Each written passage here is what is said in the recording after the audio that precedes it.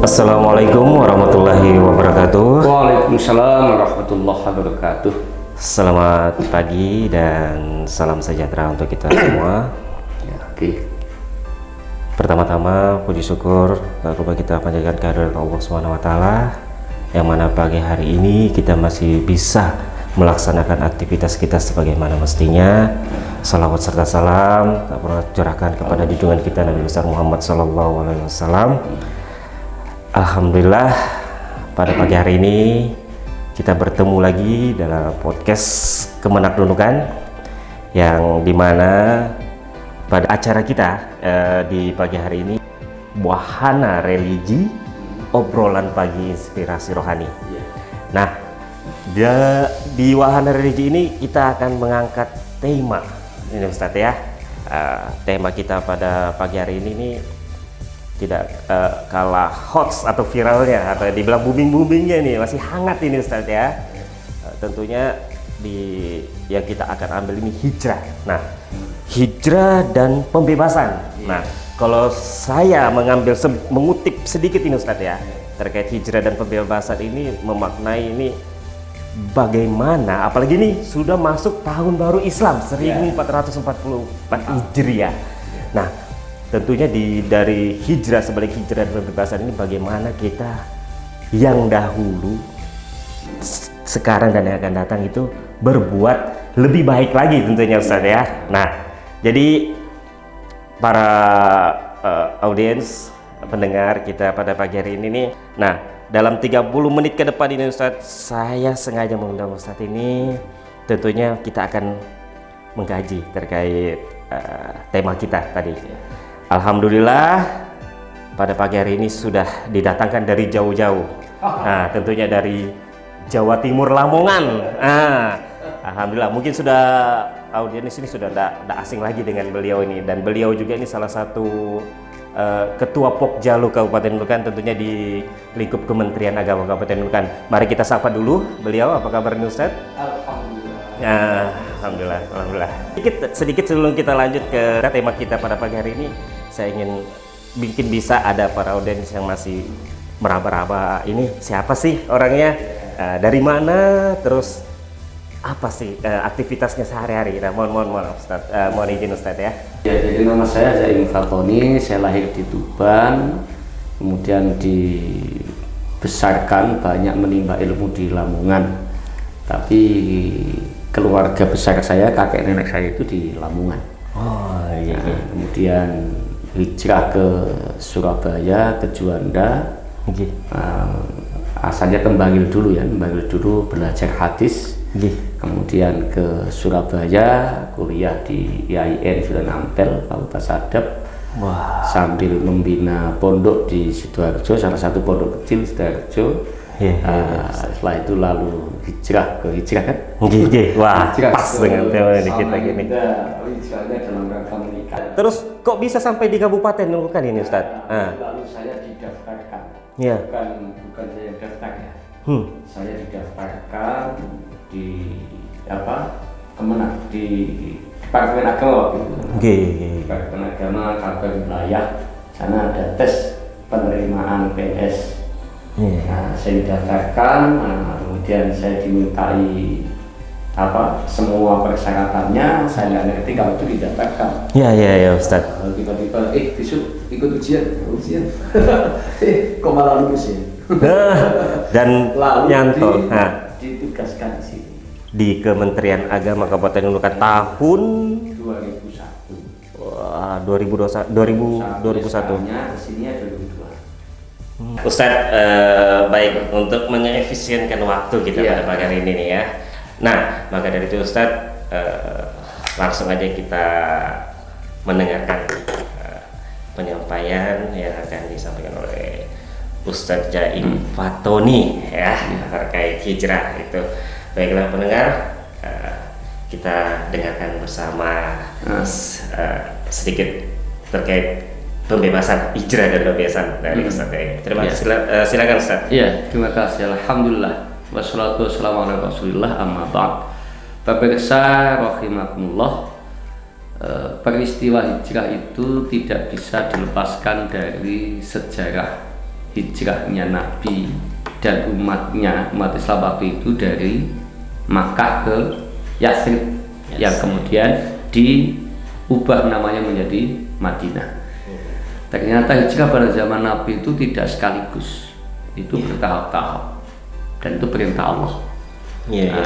Nah, bertahap itu strategi. Nah, karena kalau berkelompok dengan jumlah yang banyak itu akan ketahuan. Sementara orang-orang kafir Quraisy waktu itu nggak ingin umat Islam yang ada di Makkah itu hijrah. Karena kalau mereka hijrah semua, nggak ada lagi orang yang mereka bisa bully, ya, mereka bisa embargo ekonominya, mereka bisa jajah istilahnya. Nah, ini ada semangat pembebasan tadi. Jadi hijrah umat Islam waktu itu ke Madinah itu ada semangat pembebasan. Itu pertama. Yang kedua itu juga karena ingin memenuhi perintah Allah. Karena Nabi setelah banyak umat yang sudah hijrah ke Madinah, lalu kemudian Nabi pada akhirnya juga hijrah. Setelah Nabi hijrah itu ternyata masih ada hijrah lagi. Itu Nabi dapat wahyu yang menunjukkan hijrah itu harus dilakukan. Kalau enggak maka tidak diterima imannya. Maka banyak orang-orang Islam di Makkah itu semangat untuk hijrah, meninggalkan rumahnya, hartanya untuk hijrah. Dan meninggalkan Makkah itu bukan perkara mudah, karena mereka itu harus nyawa taruhannya, jiwa taruhannya. Ya, kalau luka-luka itu udah wajar itu, karena mereka selalu dijaga perbatasan itu agar mereka tidak keluar. Kalau ketahuan, dikejar, bahkan sampai meninggal dunia. Jadi perjuangan betul itu. Nah, itu artinya memang walaupun hijrah itu punya makna perjuangan, tapi hijrah itu juga punya makna pembebasan. Ya. Dan hijrah setelah Nabi hijrah ke Yathrib itu kan nggak ada lagi hijrah tempat maksudnya. Nah, tapi sekarang itu hijrah keadaan. Itu dalam hadis Nabi itulah hijrah ba'dal fathi. Tidak ada hijrah lagi sebelum Fatah, sudah kemenangan. Jadi setelah hijrah dari Makkah ke Madinah nggak ada lagi hijrah yang seperti dilakukan oleh Nabi. Nah itu. Dan sebelum melakukan hijrah itu ada peninjauan daerah destinasi. Itu Mus'ab bin Umair itu pemuda yang dulu kaya, kemudian karena tidak rela dia masuk menjadi pengikutnya Nabi, lalu dia nggak dikasih jatah oleh orang tuanya, oleh ibunya, bahkan dipenjarakannya sampai bajunya itu tinggal hanya itu saja sampai ditembel-tembel gitu. Tapi semangatnya luar biasa, dan dia yang ditunjuk oleh Nabi untuk mencari destinasi itu, dan Nabi menyuruhnya ke Yathrib. Nah, di Yathrib itulah pemuda itu mempersiapkan menjadi tujuan hijrah itu. Artinya jangan sampai di Makkah yang sudah bermasalah menuju ke Madinah bermasalah lagi. Nah, kasihan. Jadi harus disiapkan itu tempat aman untuk itu. Nah, itu jadi pembebasan betul itu. Nah, tapi setelah di Madinah, umat Islam yang Ansor, yang Muhajirin itu kan menjadi miskin, Pak. Karena hartanya ditinggal, rumahnya ditinggal, usahanya ditinggal, menjadi miskin, nggak ada apa-apa. Dan nggak mungkin selama-lamanya minta tolong terus sama Ansor. Separuh istrinya, separuh hartanya itu. Tapi Abdurrahman bin Auf nggak mau. Dia hanya minta tunjukkan pasar. Setelah ditunjukkan pasar itu, dia mengupayakan agar menjadi orang yang sukses. Nah, makanya dia punya model bisnis yang berbeda dengan orang Yahudi dan orang Nasrani. Kalau orang Yahudi dan Nasrani itu mengambil untung banyak. Kalau orang yang Nasrani itu luntung agak banyak daripada orang Yahudi. Nah, Abdurrahman bin Auf itu tidak mengambil untung banyak. Abdurrahman bin Auf itu bisnisnya itu yang penting sirkulasinya cepat. Kalau sirkulasinya cepat, itu bisa mengalahkan yang untungnya mengambil banyak. Nah, misalnya kalau kita punya barang nilainya 10 juta. Kalau kita ngambil untung banyak, itu misalnya 30%, nah itu menjadi 13 juta misalnya. Nah, ya 13 juta itu. Tapi itu kita mungkin tidak akan sampai 13 juta. paling yang laku taruhlah 10% menjadi 11 juta. Iya. Tapi kalau orang Nasrani dulu bisnisnya ngambil taruhlah 20%, 12 juta. Tapi paling yang laku itu lebih sedikit dari itu keuntungannya itu. Jadi untungnya itu taruhlah 20%, 20% itu nilainya 12 juta. Tapi paling dia nanti lakunya separuh. Berarti lakunya punya untung 50% saja, dari 11 juta. Sama kan? Dengan yang tadi. Tapi kalau Abdurrahman bin Auf tidak matok untung 10%. Iya. Tapi di bawah itu. Iya. Tapi barangnya habis. Dari barangnya habis itu lalu keuntungannya kalau misalnya ini 1 bulan itu mungkin belum tentu habis. Iya. Paling habisnya cuma 10%. Yang Nasrani paling cuma 50%. Iya. Kalau ini 100% habis. Habis. Ya, 10, 90, 100% habis. Jadi keuntungannya lebih banyak. Cepat ambil, dari 1 bulan dia bisa ambil 2-3 kali. Iya, iya, Nah iya. itu jadi melintas. Itulah kemudian tapi hasilnya dia hanya ambil sebagian. Sebagiannya lagi itu diberikan kepada orang-orang yang butuh modal yang menjadi muhajirin tadi. Nah, ini ada pengertian aspek pembebasan ekonomi. Pembebasan ekonomi. Kalau istilah kita sekarang ini ekonomi umat mungkin Ustaz, ya. Betul. Bagaimana menentukan umat ini Ya, kali ini? jadi hijrah itu punya makna pembebasan dari perbudakan sosial. Punya makna pembebasan perbudakan ekonomi, perbudakan politik, ya, perbudakan pendidikan. Ya seperti yang Indonesia alami sekarang. Iya, iya, iya. Kita sekarang tuh mengalami perbudakan pendidikan. Pendidikan agama kita di sekolah berapa jam? 2-3 jam. Iya. Selainnya non agama semua. Dan yang mengajarkan matematika nggak lagi menyentuh agama. Misalnya mengajarkan fisika nggak lagi menghadirkan dalil agama. Jadi murni mereka mengajarkan sains, tidak disadarkan kepada Islam. Padahal sebenarnya itu ada dalil mengenai itu. Nah, akhirnya di sekolah itu pada umumnya agama itu hanya diajarkan cuma 2-3 jam, dan itu pun yang diajarkan bukan praktis untuk memperkaya penghayatan kita kepada keimanan kepada Allah, tapi lebih banyak kepada faktor ibadah kita yang paling dasar. Jadi luarnya saja. Jadi kita ini diajari bagaimana sholat, bagaimana zakat, bagaimana puasa, tapi nggak diajari mengapa harus sholat, apa hikmah yang kita sholat. Atau mungkin begini Ustaz, saya izin agak masuk nih Ustaz, ya.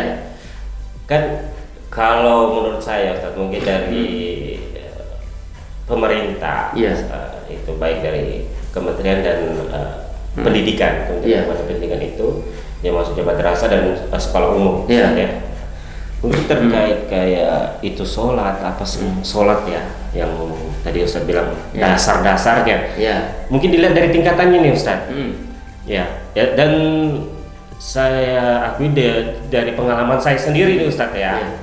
Yang memang diajari masuk kita di sekolah dasar atau MI, ya kan, itu yang dasar-dasarnya tata cara wudhu, ya kan, sholat, tata cara bagaimana sholat, niatnya Ustadz, ya. Naik ke SMP, tata cara berdoa dan terkait sholat ya sunnah yang banyak yang wah rupanya nih bukan hanya ini aja nih. Naik ke SMA, naik ke universitas kuliah ya Ustadz, ya, ke jenjang perguruan tinggi. Nah, ke jenjang-jenjang itu saya dapat dan mentok, oh rupanya sampai sini. Dan setelah saya bermasyarakat, apalagi saya sudah masuk di Kementerian Agama ini, dan ilmu agama itu rupanya luas Ustaz. Nah, bagaimana itu Ustaz menanggapinya itu Ustaz? Jadi karena keterbatasan untuk menyampaikan ajaran Islam, utamanya juga sekolah umum, itu maka ruh ibadah itu tidak disentuh atau kurang disentuh. Misalnya sholat itu tanpa difaksakan munkar. Sekarang lihat anak, adabnya kurang. Lebih mengutamakan kitab suci lain, HP maksud saya, daripada Al-Quran. Kepada orang tua itu kan? Itu karena ruh ibadahnya tidak disentuh, kurang disentuh. Coba kalau memaknai, mengajarkan Islam itu dibarengi dengan ruhnya, tidak hanya sekedar kognitif pengetahuan saja, maka itu akan menyentuh hati, akan menggerakkan hati untuk berbuat baik dan tujuan dari sholat itu menjadi tercapai. Nah, itu sekedar contoh tuh Pak ya. Jadi ini kita memang harus ada upaya untuk pembebasan perbudakan pendidikan. Karena itu maka hadirnya rumah takfir seperti yang kami kelola, hadirnya pengajian TPA itu mestinya fungsinya harus ke sana, mengisi ruang kosong yang tidak didapatkan di lembaga pendidikan. Jadi di sana harus ruhnya yang diupayakan. Jangan kemudian di sana pakai kognitif, di sini kognitif juga, sehingga pembiasaan tidak berjalan, sentuhan rohani tidak berjalan. Nah, sehingga nanti itu adabnya menjadi baik dan seterusnya itu. Nah, itu ruhnya. Kita ini juga mengalami perbudakan sosial. Coba kita lihat tuh, sesama teman itu satu kumpul begini, nggak ada kita komunikasi. Semua main game semua kan? Main HP. Itu kan perbudakan sosial dan kita nggak nyangka. Padahal pada zaman Nabi dia diatasi. Sekarang malah kita terjebak itu lagi. Jadi kayaknya kita harus hijrah lagi. Hijrah ke masa lalu gitu. Maksudnya HP itu jangan sampai memperbudak kita. Kita harus perbudak itu HP. Jangan HP memperbudak kita. Artinya kalau kita kandang itu penting kita pakai. Kalau enggak. Tapi kita kan merasa HP itu kepentingan utama. Sehingga kalau nggak ada HP macam tangan kita gatal. Kemana-mana bawa HP dan segala sampai menyentuh kitab suci itu ternyata lebih kecil porsinya daripada menyentuh HP itu. Itu ada perbudakan sosial menurut saya. Ada lagi perbudakan ekonomi. Siapa yang mendominasi ekonomi nasional kita? Atau nunukan? Bukan orang Islam, bukan umat Islam. Coba itu Abdurrahman bin Auf itu, agar dia tidak diperbudak ekonomi oleh orang Yahudi, oleh orang Nasrani, oleh Persia yang menjajah waktu itu. Dia rancang itu agar orang-orang miskin itu menjadi kaya. Karena kalau banyak orang miskin, daya beli rendah. Siapa mau beli jualannya pengusaha-pengusaha? Kalau rakyatnya banyak yang miskin. Tapi kalau pengusaha-pengusaha ini sadar mengkayakan orang miskin, maka daya beli akan naik. Jadi apapun yang dijual pengusaha akan dibeli. Ini kalau rakyat miskin hanya bisa beli beras, mau beli TV nggak bisa.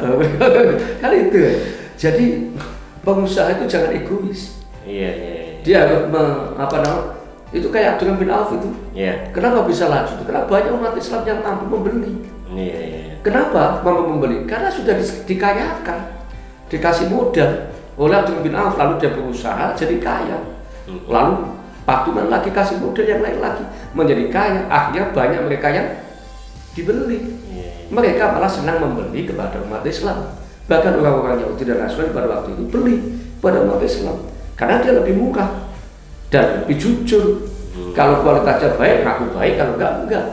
Nah, mestinya kalau umat Islam itu mau membangun ekonomi umat, begitu caranya. Mengikuti sahabat Nabi ini ya. Bukan memperkaya diri, orang lain dibiarkan miskin, lama-lama dia akan kena getahnya. Tapi kita begini Ustaz, kan ini di era modern ini. Iya betul. Kalau saya akui kisah sahabat Nabi ini yang dari cara berbisnis secara itu memang betul-betul wah rahmatan lil alamin ya Ustaz ya. Tapi kalau kita lihat dari segi yang sekarang ini Ustaz, modern ini, untuk mau ke situ tuh aja mungkin orang mikir-mikir tuh Ustaz. Ya itu tadi seperti Ustaz memperkayakan diri. Iya betul. Nah, terus bagaimana tuh Ustaz ya, solusinya dan yang disampaikan kepada masyarakat ini ya, karena ini masyarakat ini mendengar ini Ustaz jadi untuk kasih pandangan, kasih pencerahan sedikit ya Ustaz ya, agar mau mengikuti sahabat Nabi ini Ustaz dari cara bagaimana mensejahterakan umat itu Ustaz. Terima kasih. Sebelum saya jawab itu, ini ada dalil. Orang itu kalau hijrahnya kepada Allah dan Rasul, maka hijrahnya kepada Allah dan Rasul. Kalau niatnya ini niat ya. kita untuk beribadah, untuk berbuat, untuk bergerak itu kepada Allah dan Rasul, maka Allah tidak akan melepaskan kita. Kuncinya niat ya. Niat. Dalam surat Al-Ankabut itu pas ayat yang terakhir Allah sudah menyatakan walladzina jahadu fina lanahdiyannahum subulana. Kalau kalian sungguh-sungguh berjuang di jalan Allah, pasti Allah akan tunjukkan jalan. Jadi tidak perlu khawatir. Ya, jadi jangan sampai menimbun harta banyak-banyak sampai 7 turunan. Anak kita sudah ada jatah sendiri dari Allah. Ya. Tidak perlu khawatir. Yang paling penting itu kita sejahterakan umat. Kalau umat itu sejahtera, anak kita nanti akan sejahtera juga. Nah itu nanti ada kisah menarik. Mungkin ini ya, kita ambil anu selanjutnya lagi. Tapi kalau hijrahnya untuk dunia atau wanita yang dinikahi, seperti saya itu kan hijrah ke Samarinda untuk menikah, maka hijrahnya ke situ.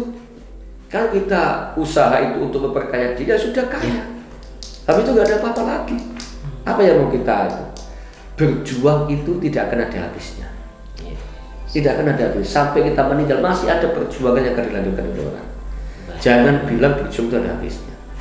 Dulu itu hanya ada pesantren. Ternyata ada penting lagi sekolah sampai school day. Nggak terima lagi, muncul lagi rumah tahfiz. Nggak terima lagi itu. Dulu ada zakat, cuma ada batas. Sekarang ada rumah zakat. Nggak terima lagi ada kios zakat. Itu karena ada ruang kosong yang harus dipenuhi, dan itu ruang-ruang perjuangan bagi umat Islam. Tapi itu jalan yang mendaki.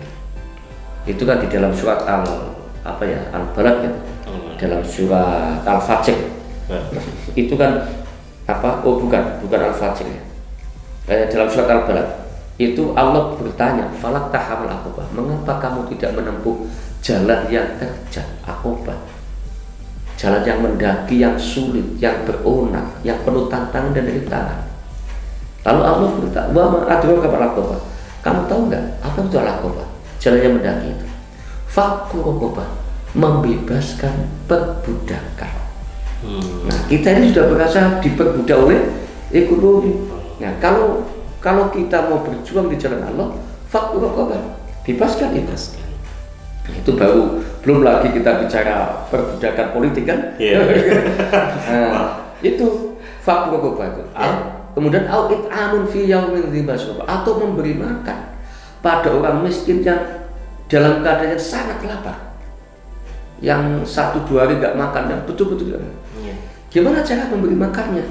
Apa hanya kasih makan, besok lapar lagi. Padahal ini kita harus membebaskan perbudakan. Kan berarti kita memberi solusi yang saat itu bisa berkelangsungan membebaskan dia dari perbudakan kemiskinan itu. Jadi kasih modal, ya kan? Kalau nggak bisa usaha, diajari usaha, didampingi. Ada masukan, dapat kita ini, dapat dari Ustadz ini. Lalu yatim atau orang miskin dan orang-orang miskin yang ada di sekeliling kita. Orang miskin itu Pak, yang punya tanggung jawab itu adalah keluarganya. Kalau keluarga yang menyia-nyiakan orang miskin, dialah orang pertama kali masuk neraka. Ancamannya neraka tuh. Itu. Jadi orang miskin itu harus diatasi oleh pamannya, pakdenya, kakek neneknya, ya keluarganya. Itu tugas utamanya. Jangan sampai orang miskin itu tersia-sia sehingga menjadi beban masyarakat, akhlaknya nggak jelek, akhlaknya buruk, ilmu pengetahuannya nggak mencukupi, nggak bisa bekerja, akhirnya jobless, pengangguran dan lain-lain. Nah itu yatim, itu tanggung jawab mereka. Maka yatim itu harus kita kayakan, kaya ilmu, kaya adab, juga kaya usaha. Nah, jadi orang-orang yang ada di sekelilingnya itu harus patungan keluarganya. Kalau keluarganya tidak sanggup, lapor sama takmir masjid, sama lembaga pendidikan, sama pondok pesantren, lapor agar anak yatim itu tidak tersia-siakan. Wah, dan ini senjata. Nah, ini kita ada sedikit masukan dari Ustaz. Nah, jadi kalau dan tanggungan utama itu adalah keluarga itu ya Ustaz. Jangan sampai tadi itu membebani masyarakat. Walaupun itu memang semua tanggungan kita sesama umat Islam ya Ustaz. Yang pertama. Untuk selanjutnya masyarakat. Iya Ustaz. Jadi kita tuh yang sebagai keluarga yang harus betul-betul memperhatikan keluarga kita lah, keluarga istri kecil kita ya sebelum kita ke lebar itu Ustaz.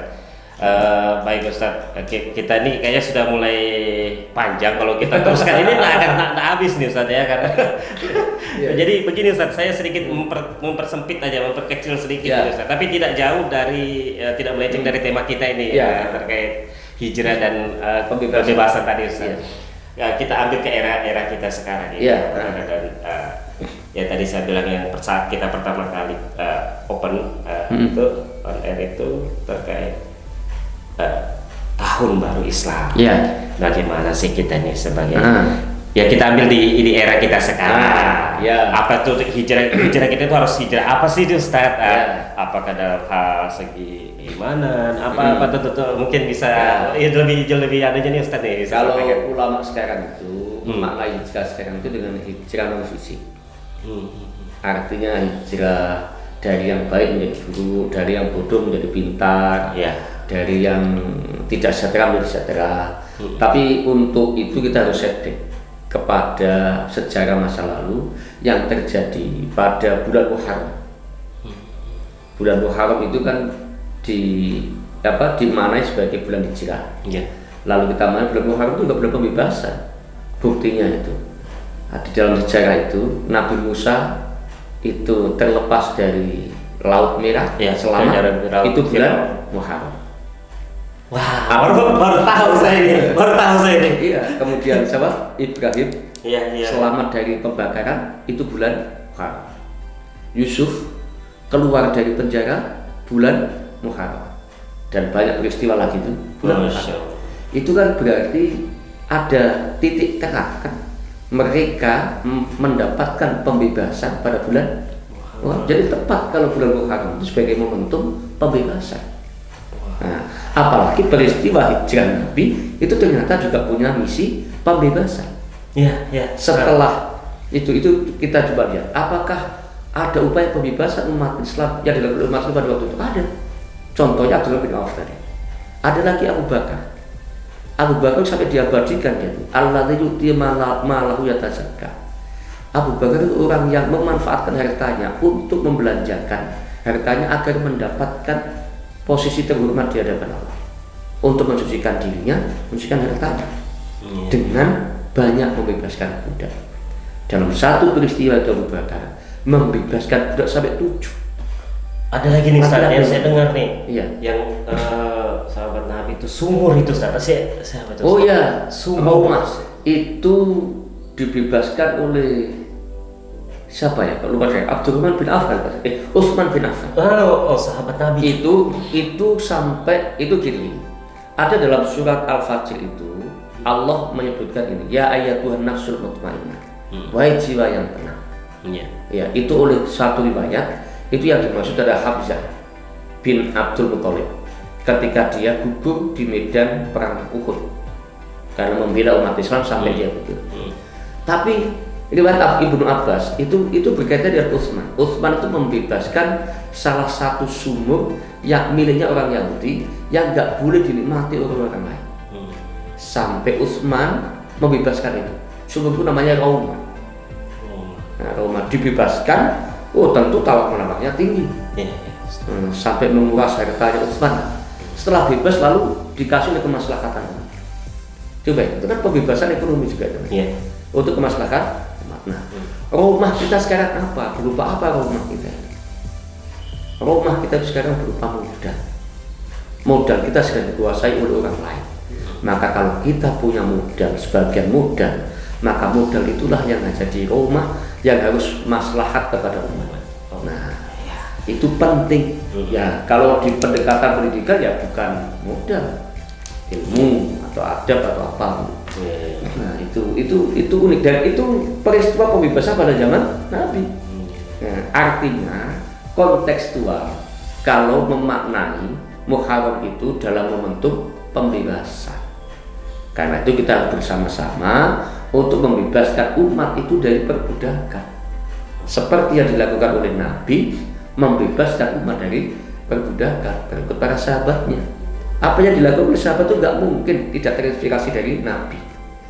Jadi kita tuh terinspirasi oleh Nabi, terinspirasi oleh sahabat. Nah, maka kita harus membuat inspirasi untuk orang lain agar orang lain bergerak melakukan gerakan yang sama dengan kita, membebaskan perbudakan ekonomi umat. Oke, closing statement kita pada pagi hari ini Ustaz ya. Nah, mungkin ini juga sebagai pengetahuan masyarakat ini Ustaz ya. Dan saya sendiri nih Ustaz. Nah, kadang kita nih yang masih awal itu hijrah itu apakah harus menunggu hidayah atau kita yang menjemputnya? Nah, jadi mungkin bisa nih Ustaz sebagai closing statement kita. Saya mau melanjutkan sedikit saja. Ya, lanjut Ustaz. Ya. Orang yang tidak mau fakwa koba itu, jalan yang mendaki, dan tidak mau mengatasi perbudakan yang menimpa umat Islam, itu ada namanya neraka. Itu walladzina kafaru bi ayatina hum ashabul mas'am alaihim narun.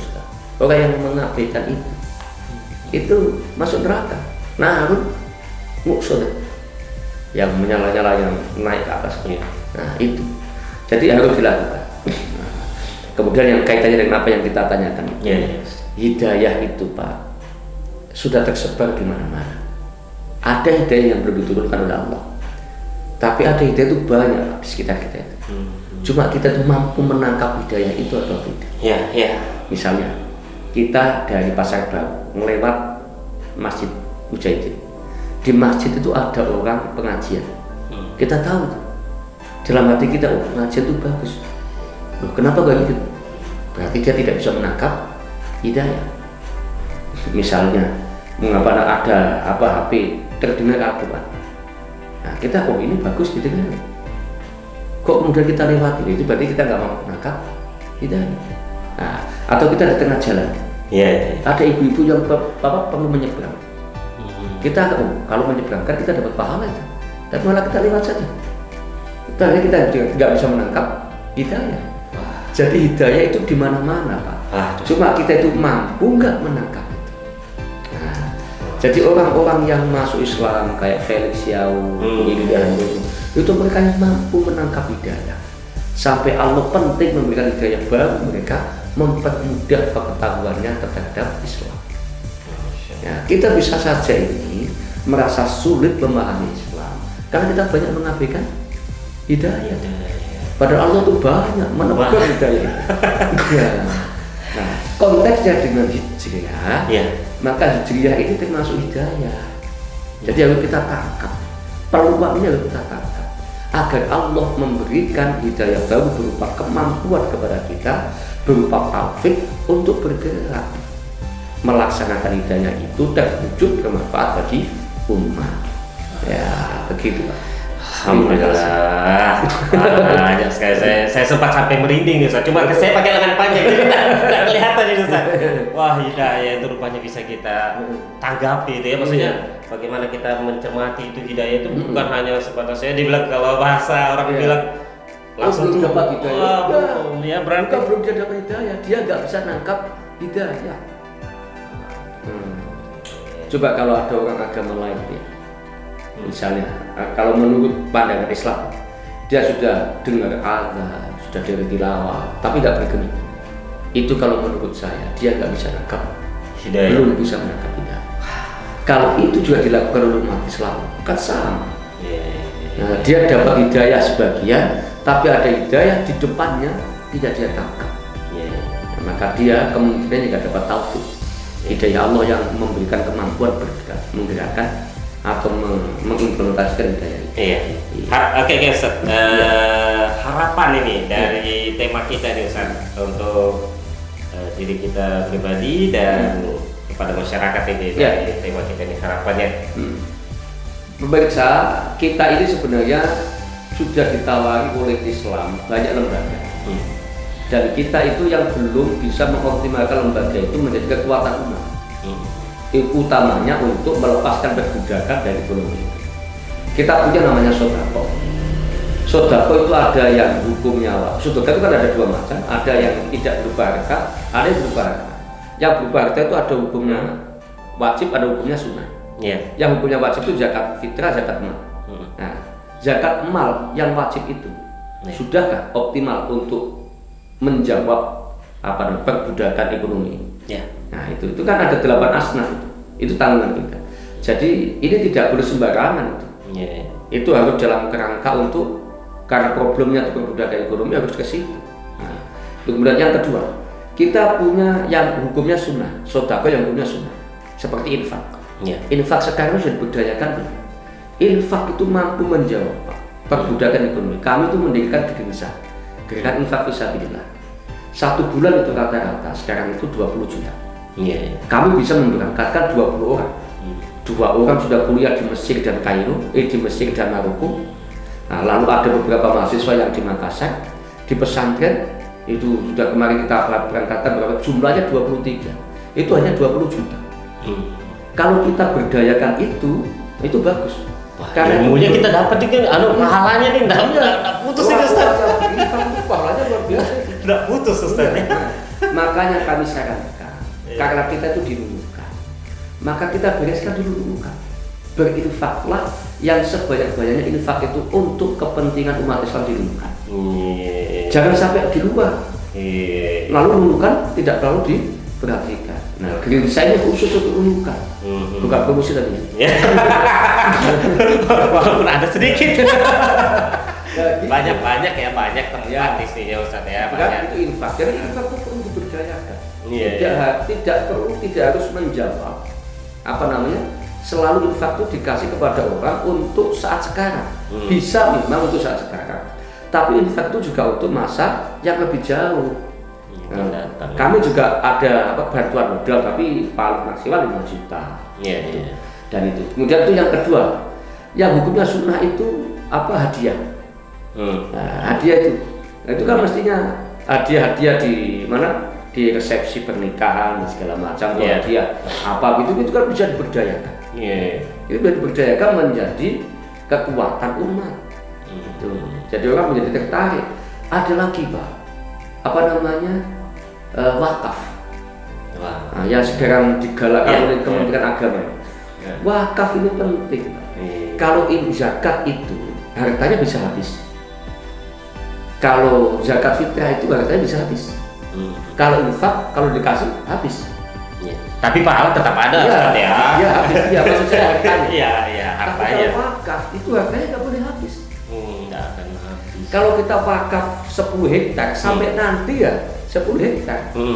Nah, sekarang wakaf itu kan ada wakaf produktif termasuk wakaf uang. Kalau kita wakaf uang 10 juta sampai nanti 10 juta nggak boleh kurang. Nah, harta wakaf itu hanya bisa diambil manfaatnya, tidak boleh diambil hartanya. Misalnya kita wakaf 10 juta 100 orang, menjadi berapa itu? 1 miliar. 1 miliar. Nah, 1 miliar dipakai untuk usaha. Hasil usaha itu boleh kita manfaatkan untuk dibagi-bagi, boleh. Tapi yang 1 miliar itu nggak akan terkurangi. Jadi kita saatnya harus memanfaatkan fasilitas yang diberikan oleh Allah untuk menjawab perbudakan ekonomi yang dialami oleh umat Islam sekarang. Kita bukan tidak bisa, cuma kita itu kadang-kadang enggan dan tidak mau, sehingga hilang kemampuan itu. Maka bersatulah agar kita bisa menjawab permasalahan umat ini. Terima kasih. Alhamdulillah, obrolan kita pada pagi hari ini seru dan melebihi dari batas kayaknya. Karena saking nyambung dan sebagai informasi pemahaman untuk kita semua nih masyarakat ya. Saya rasa cukup nih Ustadz ya bincang-bincang kita pada pagi hari ini. Saya Ferry Sandi selaku co-host dan beliau Ustadz Jaim Potoni selaku guys. Mohon pamit undur diri. Jika ada salah kata itu tentunya dari diri pribadi yang benar hanya milik Allah Subhanahu wa taala. Baik Ustaz, kita tutup dengan hamdalah. Alhamdulillahirabbil alamin. Assalamualaikum warahmatullahi wabarakatuh.